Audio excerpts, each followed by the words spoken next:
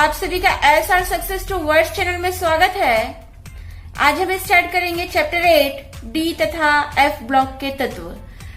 तो आज का हमारा टॉपिक होगा डी ब्लॉक, जिसे संक्रमण तत्व कहते हैं। तो आज हम डी ब्लॉक के तत्वों को जानेंगे और इसके इलेक्ट्रॉनिक विन्यास को समझेंगे। तो आज के टॉपिक को समझने के लिए और इसे इजी बनाने के लिए मैं सीमा मैम के साथ वीडियो के अंत तक बने रहिए, ताकि आज के टॉपिक को समझने में आपको आसानी हो। और वीडियो को लाइक कीजिए, इसको ज्यादा से ज्यादा शेयर कीजिए और मेरे चैनल को फर्स्ट टाइम वॉच करें तो सब्सक्राइब जरूर कीजिए, बेल आइकन को दबाइए ताकि वीडियो की नोटिफिकेशन आपको सबसे पहले मिले।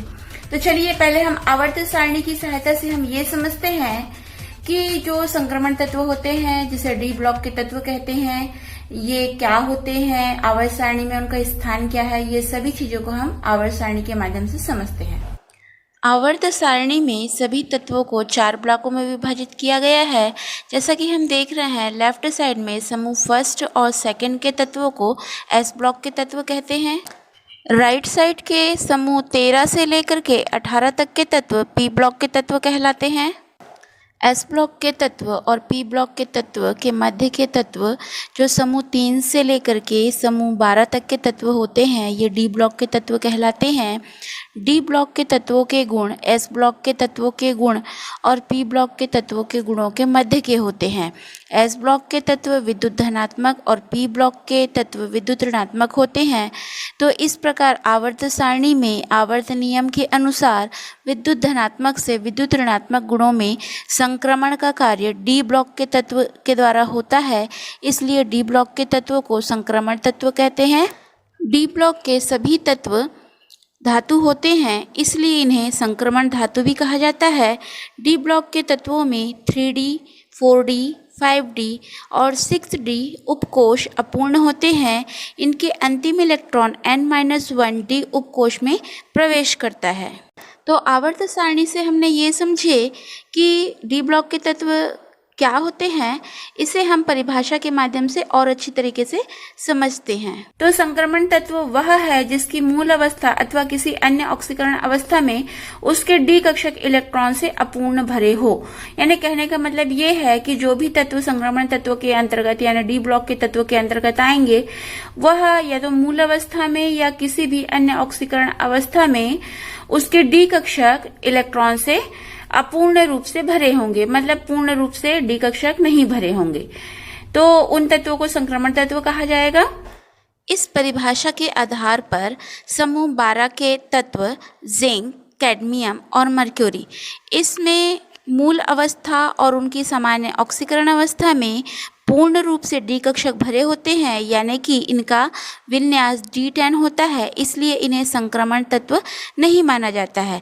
फिर भी 3 संक्रमण श्रेणियों के अंतिम सदस्य होने के कारण और इस वर्गीकरण को बनाए रखने के लिए इन तत्वों का अध्ययन यानी कि जिंक, कैडमियम और मर्क्यूरी का अध्ययन संक्रमण तत्वों के रसायन के साथ किया जाता है। संक्रमण तत्वों को यानी डी ब्लॉक के तत्वों को आवर्त सारणी में 4 क्षैतिज श्रेणियों में रखा गया है। प्रथम संक्रमण श्रेणी जिसे 3D श्रेणी कहते हैं, जिसके अंतर्गत परमाणु क्रमांक 21 से परमाणु क्रमांक 30 तक के तत्वों को रखा गया है। द्वितीय संक्रमण श्रेणी जिसे 4D श्रेणी कहते हैं, जिसके अंतर्गत 39 परमाणु क्रमांक से 48 परमाणु क्रमांक तक के तत्वों को रखा गया है। तृतीय संक्रमण श्रेणी जिसे 5D श्रेणी कहा जाता है, इसमें 57 परमाणु क्रमांक के बाद के जो तत्व आएंगे वो लैंथेनाइड कहलाएंगे और इसमें 72 से लेकर के 80 परमाणु क्रमांक तक के तत्वों को रखा गया है। चतुर्थ संक्रमण श्रेणी जिसे 6D श्रेणी भी कहा जाता है, इसके अंतर्गत परमाणु क्रमांक 89 जो कि एक्टिनियम का होता है, 89 के बाद 103 तक के परमाणु क्रमांक के तत्वों को एक्टिनॉइड कहा जाता है। और इस चतुर्थ संक्रमण श्रेणी के अंतर्गत परमाणु क्रमांक 89 और इसके बाद 104 परमाणु क्रमांक से 112 परमाणु क्रमांक तक के तत्वों को रखा गया है। प्रथम संक्रमण श्रेणी जिसे 3D श्रेणी भी कहते हैं, जिसके अंतर्गत परमाणु क्रमांक 21 से लेकर के परमाणु क्रमांक 30 तक के तत्वों को रखा गया है। तो यहाँ पर ये परमाणु हैं scandium, titanium, vanadium, chromium, manganese, iron, cobalt, nickel, copper और जिंक। अब हम इस जो 3D श्रेणी है, इस 3D श्रेणी को किस प्रकार से याद रखेंगे, तो इसके लिए ट्रिक है कि सचिन तेंदुलकर, विराट, क्रिकेट मैन, फेंको नई बॉल कप में जरा। यानी कि स्कैंडियम के लिए सचिन, टाइटेनियम के लिए तेंदुलकर, वेनेडियम के लिए विराट, क्रोमियम के लिए क्रिकेट, मैग्नीज के लिए मैन, आयरन के लिए फे, कोबाल्ट के लिए को, निकिल के लिए नई बॉल, कॉपर के लिए कप में और जिंक के लिए जरा। तो सचिन तेंदुलकर, विराट, क्रिकेट मैन, फेंको नई बॉल कप में जरा। इस ट्रिक के माध्यम से हम 3D श्रेणी के तत्वों को याद रख सकते हैं। द्वितीय संक्रमण श्रेणी, द्वितीय संक्रमण श्रेणी को 4D श्रेणी कहते हैं। इसके अंतर्गत परमाणु क्रमांक 39 से लेकर के परमाणु क्रमांक 48 तक के तत्वों को रखा गया है। इसमें ये तत्व हैं yttrium, zirconium, niobium, molybdenum, technetium, ruthenium, rhodium, palladium, silver और कैडमियम। तो इस श्रेणी को याद रखने के लिए हमारे पास ट्रिक है, यारी जरा निभाना मौत तक, रूह पड़ी आज कैद। तो यहाँ पर इट्रियम के लिए यारी, जर्कोनियम के लिए जरा, नियोबियम के लिए निभाना, मोलिब्डेनम के लिए मौत, टेक्नीशियम के लिए तक, रुथेनियम के लिए रूह और रोहोडियम के लिए ह, पैलेडियम के लिए पड़ी, सिल्वर के लिए आज और कैडमियम के लिए कैद। तो इस तरीके से यारी जरा निभाना मौत तक, रूह पड़ी आज कैद, इस ट्रिक के माध्यम से 4D श्रेणी के तत्वों को याद रख सकते हैं। तृतीय संक्रमण श्रेणी, तृतीय संक्रमण श्रेणी को 5D श्रेणी भी कहा जाता है। इसके अंतर्गत 57 परमाणु क्रमांक से लेकर के 71 तक के तत्वों को लैंथेनाइड श्रेणी कहा जाता है। तृतीय संक्रमण श्रेणी के अंतर्गत 57 परमाणु क्रमांकों और उसके बाद परमाणु क्रमांक 72 से परमाणु क्रमांक 80 तक के तत्वों को इस श्रेणी के अंतर्गत रखा गया है। परमाणु क्रमांक 57 का तत्व ये लैंथेनम और इसके बाद 72 का तत्व हाफनियम, इसके बाद टेंटेलम, टंगस्टन, रहेनियम, ऑस्मियम, इरिडियम, पटेटिनम और गोल्ड और मरकरी। तो इस 5D श्रेणी के तत्वों को हमारे पास याद रखने के लिए ट्रिक है, ला हफ्ता ताऊ वरना रेखा और इंदर पीटेंगे और हॉस्पिटल जाओगे। यानी कि यहाँ पर जो लैंथेनम है उसके लिए ला, हाफनियम के लिए हफ्ता, टेंटेलम के लिए ताऊ, टंगस्टन के लिए वरना, रहेनियम के लिए रेखा, ऑस्मियम के लिए और, इरिडियम के लिए इंदर और पटेटिनम के लिए पीटेंगे, गोल्ड के लिए और मरकरी के लिए हॉस्पिटल। तो यहाँ पर ला हफ्ता ताऊ वरना रेखा और इंदर पीटेंगे और हॉस्पिटल जाओगे की ट्रिक से हम तृतीय संक्रमण श्रेणी यानी 5D श्रेणी के तत्वों को याद रख सकते हैं। चतुर्थ संक्रमण श्रेणी जिसे 6D श्रेणी भी कहते हैं, इसके अंतर्गत परमाणु क्रमांक 89 जो कि एक्टिनियम का होता है, इसके बाद के तत्व 103 तक के तत्वों को एक्टिनाइड श्रेणी कहा जाता है। चतुर्थ संक्रमण श्रेणी के अंतर्गत परमाणु क्रमांक 89 और 104 परमाणु क्रमांक से 112 परमाणु क्रमांक तक के तत्वों को रखा गया। तो हम इन तत्वों के नाम को देखते हैं और इसके लिए हम किस ट्रिक से हम इस चतुर्थ संक्रमण श्रेणी को याद रख सकते हैं, इसको हम समझते हैं। तो परमाणु क्रमांक 89 जो कि एक्टिनियम का होता है और 104 रदरफोर्डियम तत्व का होता है। आगे तत्व के नाम हैं डबनियम, सिबोग्रियम, बोरियम, हैसियम, मेइटनेरियम, डार्मेस्टेशियम, रेंटजेनियम, कोपरनीसियम। तो इस चतुर्थ संक्रमण श्रेणी के तत्वों को याद रखने के लिए हमारे पास ट्रिक है। अच्छा, RD शर्मा की बुक में है मैथ्स के डिफिकल्ट रेंज के कोण। तो इस ट्रिक के माध्यम से हम चतुर्थ संक्रमण श्रेणी को याद रख सकते हैं। यहाँ पर एक्टेनियम के लिए अच्छा, रदरफोर्डियम के लिए आर, डबनियम के लिए डी, सिबोगिरियम के लिए शर्मा, बोरियम के लिए बुक में, हैशियम के लिए है, मेटनेरियम के लिए मैस के, डार्मिस्टेशियम के लिए डिफिकल्ट और रेंटजेनियम के लिए रेंज के और कॉपरनीशियम के लिए कौन। तो इस प्रकार से अच्छा आर.डी. शर्मा की बुक में है मैस के, डिफिकल्ट, रेंज के, कौन।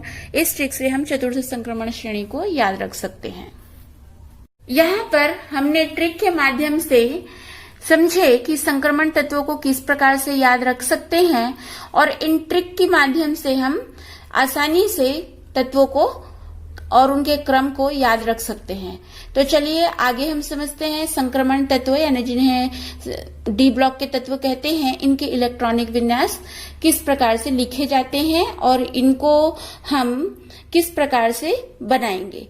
तो संक्रमण तत्वों के सामान्य इलेक्ट्रॉनिक विन्यास n-1 d 1 to 10 ns 0 to 2 होता है। यहाँ पर जो n है ये संयोजी कोश का मुख्य क्वांटम संख्या और n-1 संयोजी कोश से ठीक अंदर वाली कोश होती है। यानी कहने का मतलब है जो n है, जो अंतिम संयोजी कोश होता है, उसका मुख्य क्वांटम संख्या है कि जो s के कक्षक जैसे हम यहाँ पर देख रहे हैं ns 0 to 2, तो यहाँ पर ns कोई भी कुछ भी हो सकता है, यानी 4s, 5s, 6s, 7s, ऐसा ns हो सकता है। उसी प्रकार से जो n-1 यानी कि संयोजी कोश से ठीक अंदर वाली कोश, यानी कि जो ns का कोश होगा उससे पहले जो d के कोश आएंगे उसी को ही कहा जा रहा है। यहाँ पर हमको यह समझना है कि जो डी ब्लॉक के तत्व होते हैं उसमें संयोजी कोश ns, इसमें पहले इलेक्ट्रॉन भराता है और इसके बाद जो ns का कोश होता है उसके बाद np के कोश आते हैं। तो यहाँ पर np के कक्षक में इलेक्ट्रॉन प्रवेश नहीं करते हैं, उसकी बजाय ns में इलेक्ट्रॉन भरने के बाद में n-1 d के कक्षक में इलेक्ट्रॉन प्रवेश करता है।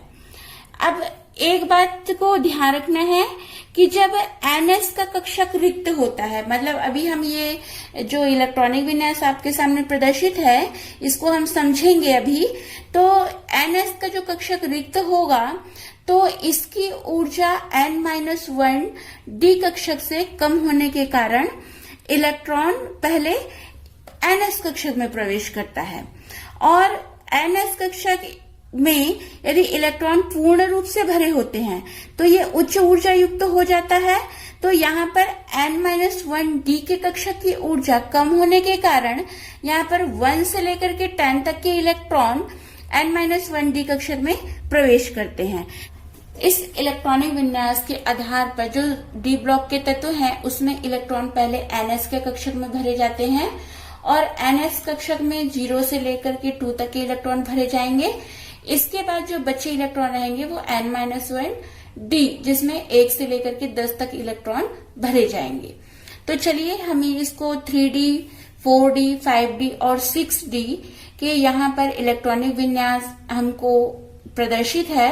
तो इसके माध्यम से हम समझते हैं कि जो डी ब्लॉक के तत्व हैं वो एस ब्लॉक के तत्व और पी ब्लॉक के तत्वों के इलेक्ट्रॉनिक विन्यास से ये किस प्रकार से भिन्न है। पहले हम यहाँ पर यह समझते हैं कि 3D, 4D, 5D और 6D श्रेणी क्या होती है।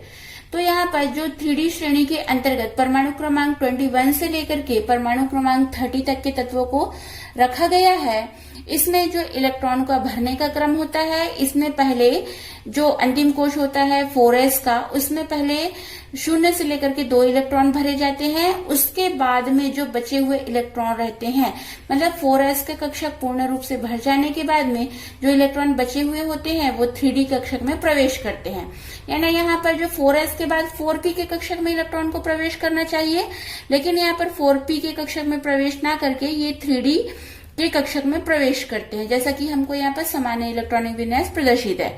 इसी प्रकार से यहाँ पर 4D श्रेणी के अंतर्गत परमाणु क्रमांक 39 से परमाणु क्रमांक 48 तक के तत्वों को रखा गया है। इसमें इलेक्ट्रॉन 5s कक्षक में पहले भरे जाते हैं, उसके बाद जो बचे हुए इलेक्ट्रॉन रहते हैं वो 4D के कक्षक में प्रवेश करते हैं। 5D श्रेणी के अंतर्गत में जो तत्व आते हैं उन तत्वों में इलेक्ट्रॉनिक विन्यास पहले 6s के कक्षक में इलेक्ट्रॉन भरे जाएंगे और जो बचे हुए इलेक्ट्रॉन रहेंगे वो 5D कक्षक में प्रवेश करेंगे।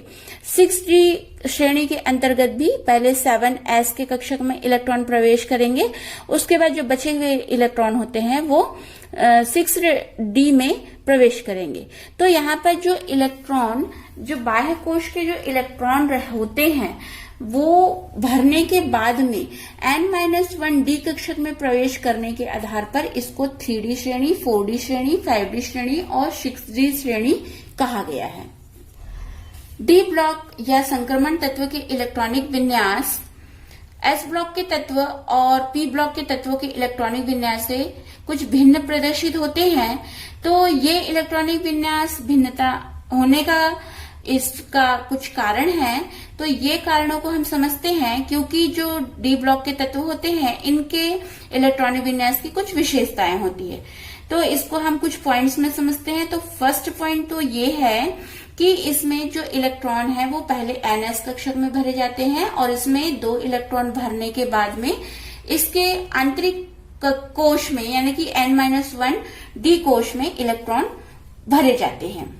सेकेंड कि जैसा हम ये 3D, 4D, 5D, 6D श्रेणी के तत्वों के इलेक्ट्रॉनिक विन्यास को देख रहे हैं, इसमें जैसे 3D श्रेणी में जो तत्व आते हैं इनके इलेक्ट्रॉनिक विन्यास में जो इनके आंतरिक कोश के जो इलेक्ट्रॉनिक विन्यास होते हैं ये उत्कृष्ट गैसों के समान, यानी कि जो 3D श्रेणी में ऑर्गन यानी कि जो भी तत्व इसमें आएंगे उसमें आंतरिक जो कोश होगा उसका इलेक्ट्रॉनिक विन्यास उत्कृष्ट गैस के इलेक्ट्रॉनिक विन्यास के समान होगा और उसके बाद में इलेक्ट्रॉन जो ns के कक्षक में और फिर 3D के कक्षक में प्रवेश करेंगे।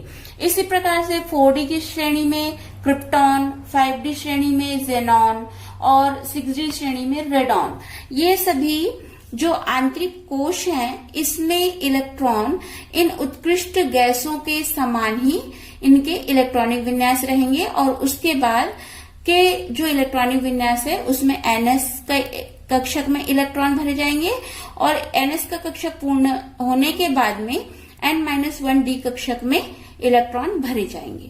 थर्ड विशेषता है कि संक्रमण तत्वों के अधिकांश तत्वों में बाह्यतम कोश में 2 इलेक्ट्रॉन होते हैं, जैसा कि हमको यहाँ पर प्रदर्शित है। आप 4s कक्षक में, 5s, 6s, 7s कक्षक में 2 इलेक्ट्रॉन देख रहे हैं, लेकिन यहाँ पर कुछ तत्व ऐसे होते हैं जिनके बाह्यतम कोश में 1 इलेक्ट्रॉन होते हैं, जैसे कि ये तत्व हैं chromium, copper, niobium, molybdenum, ruthenium, rhodium, silver, इधर गोल्ड, एक्टिनियम और रेंटचेनियम। ये सभी तत्वों के हम देख रहे हैं कि इनके बाह्यतम कोश में यानी कि 4s, 5s, 6s, 7s इसमें 1 इलेक्ट्रॉन है और अधिकांश तत्व में जो 4s, 5s के कक्षक है इसमें 2-2 इलेक्ट्रॉन भरे हुए हैं और कुछ तत्व ऐसे हैं जिनके बाह्यतम कोश में कोई इलेक्ट्रॉन नहीं भरा हुआ है, जैसे कि पैलेडियम के बाह्यतम कोश यानी 5s कक्षक में 0 इलेक्ट्रॉन है।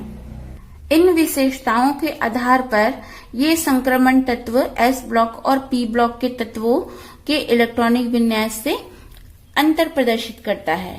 तो इन संक्रमण तत्वों में हमने ये समझे कि संक्रमण तत्व के संयोजी इलेक्ट्रॉन बाह्यतम कोश के साथ साथ में ये संयोजी कोश से ठीक अंदर वाली कोश जिसे उपांत्य कोश कहा जाता है में उपस्थित रहते हैं, यानी कि डी कोश में n-1D कोश में उपस्थित होते हैं। संक्रमण तत्व के कुछ परमाणु क्रमांक कहिए कि कुछ तत्व के इलेक्ट्रॉनिक विन्यास अबाउ नियम के अनुसार नहीं होते हैं, मतलब ये अबाउ के नियम का पालन नहीं करते हैं। तो इनके इलेक्ट्रॉनिक विन्यास जो संभावित होते हैं उसके कुछ कारण होते हैं। जैसे कि हम यहाँ पर देख रहे हैं, जो हमने स्टार से जो इंडिकेट किया हुआ है, ये स्टार वाले इलेक्ट्रॉनिक विन्यास यानी उन तत्वों के इलेक्ट्रॉनिक विन्यास को यदि हम देखते हैं तो ये अबाव के नियम का पालन नहीं करते हैं। तो ये वाले तत्व हैं chromium, copper, niobium, molybdenum, ruthenium, rhodium, silver, palladium, platinum, gold, actinium, roentgenium. ये तत्व इनके इलेक्ट्रॉनिक विन्यास अबाव के नियम का पालन नहीं करते हैं। जैसे 3D श्रेणी के तत्वों के इलेक्ट्रॉनिक विन्यास प्रदर्शित है, जिसमें स्कैंडियम, जिसका परमाणु क्रमांक 21 है, इसका इलेक्ट्रॉनिक विन्यास ऑर्गन 3D1 4s2। तो यहाँ पर 4s2 में पहले इलेक्ट्रॉन भरे जाएंगे और फिर जो बचेगा इलेक्ट्रॉन उसको 3D कक्षक में भरेंगे। तो यहाँ पर ऑर्गन का परमाणु क्रमांक 18 होता है, तो 18 के बाद हमारे पास 3 इलेक्ट्रॉन बचेंगे। तो उन 3 इलेक्ट्रॉनों को हम 3D में ना भर करके पहले हम 4s में 2 इलेक्ट्रॉन भरेंगे, उसके बाद हमारे पास 1 इलेक्ट्रॉन बचेगा, उसको 3D में भरेंगे। वह उसी प्रकार से टाइटेनियम का परमाणु क्रमांक 22, तो यहाँ पर इलेक्ट्रॉनिक विन्यास ऑर्गन तक के कंप्लीट होगा। उसके बाद हमारे पास 4 इलेक्ट्रॉन बचते हैं, तो इन 4 इलेक्ट्रॉनों में 2 इलेक्ट्रॉन पहले हम 4s के कक्षक में भरेंगे, उसके बाद 2 इलेक्ट्रॉन 3D के कक्षक में भरेंगे। वेनेडियम का परमाणु क्रमांक 23, यहाँ पर ऑर्गन तक के मतलब 18 तक के परमाणु क्रमांक ऑर्गन के जैसे इलेक्ट्रॉनिक विन्यास से भराएगा। उसके बाद में हमारे पास 5 इलेक्ट्रॉन बचेंगे, तो उस 5 इलेक्ट्रॉन में पहले 4s के कक्षक में 2 इलेक्ट्रॉन भरेंगे, उसके बाद 3D के कक्षक में 3 इलेक्ट्रॉन भरेंगे। लेकिन जैसा कि अभी बताया कि क्रोमियम, कॉपर, नियोबियम, ये जो स्टार से इंडिकेट है, उन तत्वों के इलेक्ट्रॉनिक विन्यास कुछ अलग है। तो ये अलग क्यों है? क्योंकि जो इसका परमाणु क्रमांक 24 है। यहाँ पर हम ऑर्गन से इलेक्ट्रॉनिक विन्यास स्टार्ट करते हैं, तो यहाँ पर 18 तक के इलेक्ट्रॉन भरे जाएंगे, उसके बाद हमारे पास 6 इलेक्ट्रॉन बचते हैं। तो इन 6 इलेक्ट्रॉनों में पहले हमको क्या करना चाहिए कि 4s में 2 इलेक्ट्रॉन भरना चाहिए और 3D में फिर 4 इलेक्ट्रॉन भरना चाहिए, तो 6 इलेक्ट्रॉन कंप्लीट हो जाएंगे। लेकिन इसमें ऐसा नहीं होता है, यहाँ पर 4s में 1 इलेक्ट्रॉन और 3D में 5 इलेक्ट्रॉन भरे जाते हैं। ऐसा क्यों? क्योंकि जो 3D जो D का कक्षक होता है, यदि ये अर्धपूरित हो यानी कि D5 या पूर्ण पूरित हो D10, यानी कि जैसा कि हम कॉपर तत्व को देख रहे हैं, कॉपर का परमाणु क्रमांक 29 है, इसमें इलेक्ट्रॉन ऑर्गन 3D10 4s1। तो यहाँ पर क्या हो रहा है, पहले हमको इलेक्ट्रॉन को 4s में 2 इलेक्ट्रॉन भरना चाहिए, उसके बाद यहाँ पर 3D में 9 इलेक्ट्रॉन भरा था, लेकिन वैसा नहीं है। तो ये इसीलिए अलग है क्योंकि जो D के कक्षक है, D का कक्षक यदि अर्धपूरित है यानी कि D5 या D का कक्षक पूर्ण पूरित है यानी कि D10, तो ये अर्धपूरित या पूर्ण पूरित D कक्षक होने पर ये अधिक स्थायी होता है। तो इसलिए इस D कक्षक को स्थायी करने के लिए 4s कक्षक के इलेक्ट्रॉन एक एक भरे गए हैं और D के कक्षक को अर्धपूरित और पूर्ण पूरित किया गया है। तो यहाँ पर क्वेश्चन आता है कि आप क्रोमियम और कॉपर के इलेक्ट्रॉनिक विन्यास को लिखिए। तो ये इम्पोर्टेंट है, इसको ध्यान से समझेंगे, इलेक्ट्रॉनिक विन्यास को लिख करके समझेंगे तो ज्यादा अच्छे से समझ में आएगा। बाकी सभी के इलेक्ट्रॉनिक विन्यास सामान्य रहेंगे, जैसे हम 4s में इलेक्ट्रॉन भरेंगे 2 इलेक्ट्रॉन और उसके बाद में 3D के कक्षक में जो बचे हुए इलेक्ट्रॉन रहेंगे उसको भरेंगे। यहाँ पर कुछ तत्व जैसे कि नियोबियम, रुथेनियम, रहोडियम, पैटेटिनम, इन तत्वों के असामान्य इलेक्ट्रॉनिक विन्यास हैं जो कई कारकों पर निर्भर करते हैं। तो इसमें हम कारकों को देखते हैं। फर्स्ट, नाभिकीय इलेक्ट्रॉन आकर्षण। सेकंड, एक इलेक्ट्रॉन का अन्य इलेक्ट्रॉनों द्वारा परिरक्षण। थर्ड, अंतर इलेक्ट्रॉनिक प्रतिकर्षण। और फोर्थ, विनिमय ऊर्जा। तो इन कारकों के कारण इन तत्वों के इलेक्ट्रॉनिक विन्यास असामान्य होते हैं। पर हमको इसी संक्रमण तत्व के इलेक्ट्रॉनिक विन्यास में इसी चीज को समझना है कि जो तत्वों के परमाणु क्रमांक 20 तक के होते हैं उसमें 4s उपकोष की ऊर्जा 3D उपकोष से कम होती है, लेकिन जो परमाणु क्रमांक 21 होता है यहाँ यानी कि 3D श्रेणी से, तो यहाँ पर जो 3D की ऊर्जा होती है ये 4s कक्षक की ऊर्जा से कम होती है, जिसकी वजह से पहले इलेक्ट्रॉन 4s के कक्षक में भराते हैं और उसके बाद 3d के कक्षक में भराते हैं।